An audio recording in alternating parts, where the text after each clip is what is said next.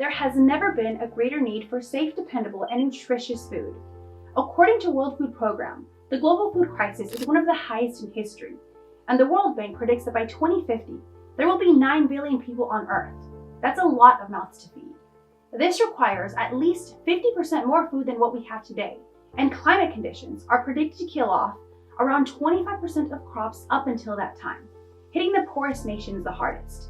Now, this is where vertical farms come in, as they're on a mission to combat this. By having plants grow up and staggering them, they're able to switch between numerous different fruits and vegetables throughout the year in order to make the most use of space and have a healthy supply. Now, hydroponics are the technique of growing plants using a water-based nutrient solution rather than soil. And aeroponics are never placed in water, instead giving nutrients from a mist that is sprayed onto the roots.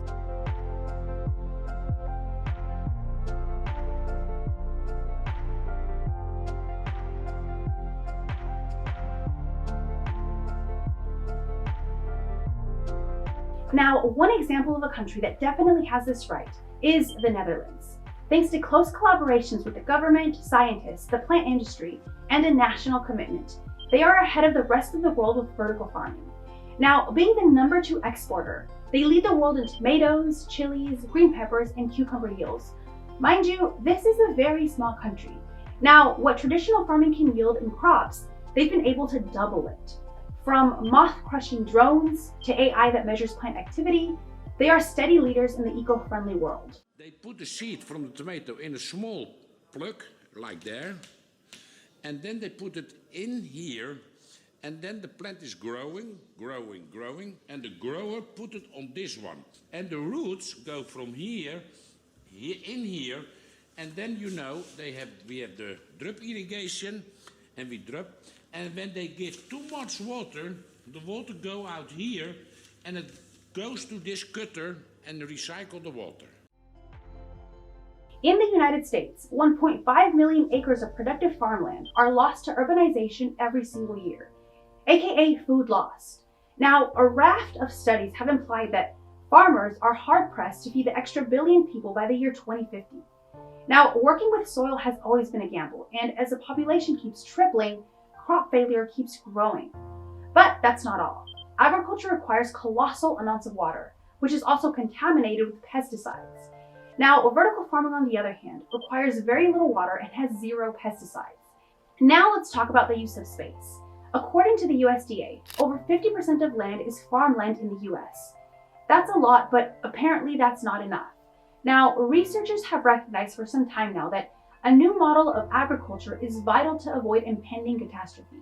And according to Dixon Despommier, the inventor of vertical farming and a professor at Columbia University, if current practices don't change by mid-century, an area bigger than Brazil would need to become farmland just to keep pace with the demand.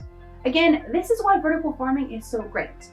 By occupying a lot of farmland and utilizing the space so it's sky high, the need for land goes down and yet food supply goes up. We can also maybe use that extra land for something different other than housing and building development, but for the nature that we do have left and treat it kindly.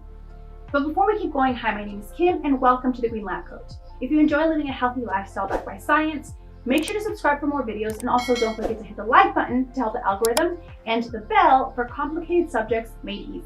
Let's get started.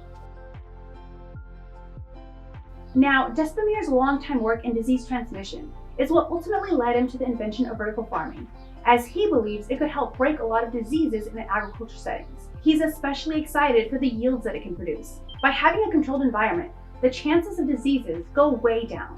Despomier put his theory to the test.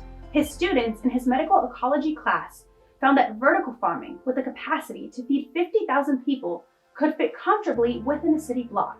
This was a huge breakthrough. Full-scale versions, however, would be as tall as 30 stories. Now, going back to water, it takes 150 liters of water to produce 1 cup of coffee. And an article by The Economist wrote that they recycle all but 5% of their water, which is incorporated into the plants. Even better is this is probably the most organic a fruit or vegetable can get. Now, places like the EU have some of the strictest guidelines, and because vertical farming isn't grown in soil, it can't technically be considered organic, but you can rest assured that it is, probably even more. Now, some of them have different colored lights, allowing experts to control the size, shape, texture, color, flavor, and even the nutrition. And because farms like Plenty use a tremendous amount of automation, these plants have actually never even been touched by human hands. When you grow things outside, the elements are much more unpredictable. If you grow indoors, you can control a lot of those factors in ways that aren't accessible to outdoor growers, and the result is that our produce can be, hundreds of times cleaner. Now, the World Quarry Center is able to replicate any weather condition on Earth, whether a sunny day on Christmas Day or a rainy day like Oregon. Now, all vertical farming has workers or volunteers, but the garden itself can be tweaked by experts working remotely. So a crisis can really be fixed at any given time from anywhere.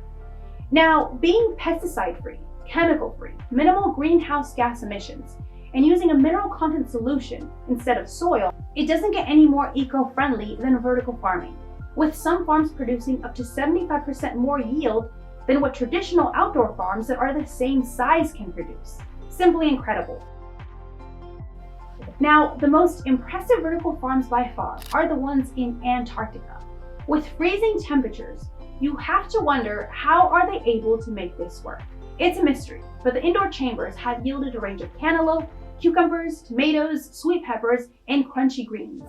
Now, even though Antarctica has been deemed the world's most inhospitable place for a garden, the Korea Polar Research Institute was the first to grow watermelon, putting Korea as the second country to yield a crop in Antarctica after the US. The researchers took scientific samples from their crops, but they ate the vast majority of what they grew in a powerful demonstration of the benefits of closed-loop agriculture. Jess Bunchek is a plant scientist from Kennedy Space Center. The agency is sending her to work with the German Aerospace Center on research that could one day help feed crews on long-duration missions to the Moon and Mars. Now, opponents of vertical farming argue a good case. The plants on the lower floors would require artificial lights year-round, and during winter months, top plants would also require artificial lights given that sunlight is only 5 to 10% of summer levels. As a solution to this, a lot of hydroponic greenhouses use high-pressure sodium lights as a replacement, but at a cost of a massive electric bill, resulting in many to unfortunately go bankrupt. Now, the cost of vertical farming has scared a lot of people. A small 10,000 square foot farm can have a lighting bill of $100,000 to $200,000 a year. At this point, you have to question, should we risk companies going bankrupt for the sake of food shortages and try to keep figuring it out and make it more affordable, or do we stick to improving traditional farming but be at a risk of not having enough food for everyone and a lot less space? So what do we do? Now, the impacts that the climate has had on agriculture can be seen today with heat waves, floods, and droughts. But there's also a silver lining in areas where spending is reduced and even eliminated. Now, the price of LED lights keep falling, and largely we can thank the marijuana industry. Now, the price of renewable energy is also falling, and solar panels are actually ideal for hot places like Dubai, while cold climates would be better off to utilize wind or hydroelectric power.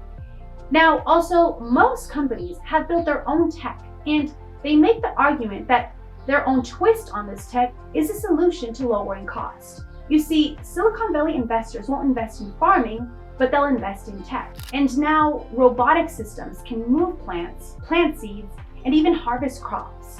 Now, another area where spending will be slashed is transportation. Now, local foods and shops have been gaining popularity with the most eco-conscious consumers. Vertical farming can very much be local, and we avoid the cost from imports and exports. Now, the best part is that researchers and scientists are working hard every single day to make vertical farming more cost efficient, and it's intriguing to know where they'll be in 2050. From capturing sunlight to retaining heat in the ground to extending growing seasons for certain crops, new inventions are being born every day in the world of vertical farming. Now, as far as crops like corn, rice, and wheat, they haven't seen the inside of a vertical farm yet. Now, scientists have yet to crack the code on how to grow these going up. In the meantime, farmers have to get better with marginal land, so the rice, corn, and wheat we eat is non-contaminated and produced in prolific rates. Now, all in all, companies need to keep raising funds for the first 5 to 10 years in order to fund operations. Now, we can support these companies by buying their products. Many of them have salad kits that you can buy, or just look up vertical farmings near you to support any way you can and see what grocery stores that they outsource to. If you want to help with food shortages, this is one of the best ways to do this. So let me know your thoughts. What are you going to do to help the food supply? In the end, the choice is yours.